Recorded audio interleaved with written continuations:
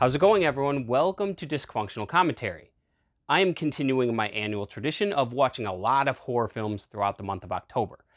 I was born in the 70s and I grew up in the 80s, so a lot of my favorite horror films are from that era. And when horror films from the 80s with amazing makeup and practical special effects are discussed, a movie that always gets mentioned is John Carpenter's The Thing, which is a remake of The Thing from Another World.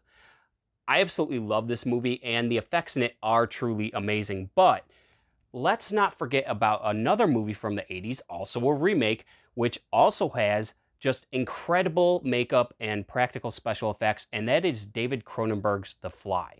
David Cronenberg's The Fly is a remake of the 1958 film of the same name starring Vincent Price, a movie that I personally really enjoy. I think it has a really good story, and Vincent Price is always terrific. However, it can come off as a little bit campy or cheesy at times, whereas David Cronenberg's version is much more dark and horrific and disturbing. That horror is sold by the makeup and the effects and by the performance of Jeff Goldblum. Jeff Goldblum in this movie is absolutely incredible. He really sells the idea of somebody who is transforming into a fly. In David Cronenberg's The Fly, you watch as somebody slowly deteriorates and falls apart before your eyes as they become a fly. And it is, in my opinion, the best example of the subgenre of body horror. David Cronenberg's version of The Fly is a film that is very easy to find on Blu-ray. I see it in the stores just about every Halloween. You don't have to look too hard to find it. You can track it down. When it comes to the original films and the sequel to Cronenberg's version, however, those are a little bit more difficult to come by. And if you're somebody like me, you want those films as part of your collection as well. So I was very excited about a year or so ago when I came across this. This is the Fly Ultimate Collection. It is an Australian release, and it comes from the distributor Madman. And this is a collection of all 5 Fly films, both the 3 original films, as well as David Cronenberg's remake and the sequel to Cronenberg's version. So you get the 1958 original The Fly, Return of the Fly, Curse of the Fly, David Cronenberg's The Fly, and the sequel to Cronenberg's version, The Fly 2. So all 5 Fly films on Blu-ray in one convenient collection that also comes with a pretty good selection of special features. This is an Australian release, and it does say Region B on the packaging. However, this is another example of a collection that plays perfectly fine in my Region A player. So, although it says Region B, it appears that this is actually region free. When it comes to the transfers, David Cronenberg's version and its sequel both look really good.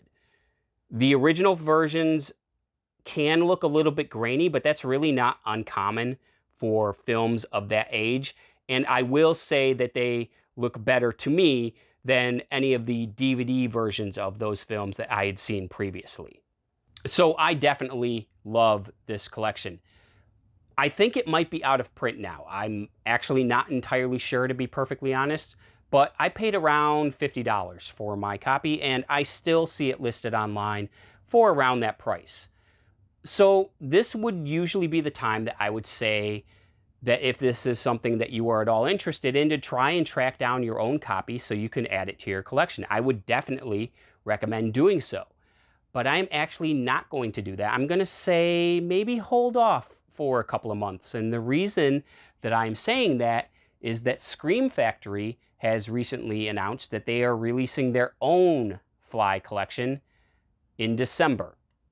The Scream Factory collection will include all 5 Fly films, the 3 originals, the Cronenberg remake, and its sequel. So just like the Ultimate Fly collection from Australia. But apart from that, the details I've been able to track down regarding this collection are kind of vague. I don't know if Scream Factory is planning any kind of new transfers. I don't know what kind of special features they're planning on including. I really don't know anything apart from its release date, which is December 10th. However, I'm usually a pretty big fan of the stuff that Scream Factory puts out, so there is a good chance that it will be the superior product. So as much as I love this collection, that's why I'm saying hold off for a little bit, at least until we know a little bit more information about what's actually going to be included in Scream Factory's release. But that's pretty much going to wrap it up. Guys, as always, thank you so much for watching. And until next time, I will see you later.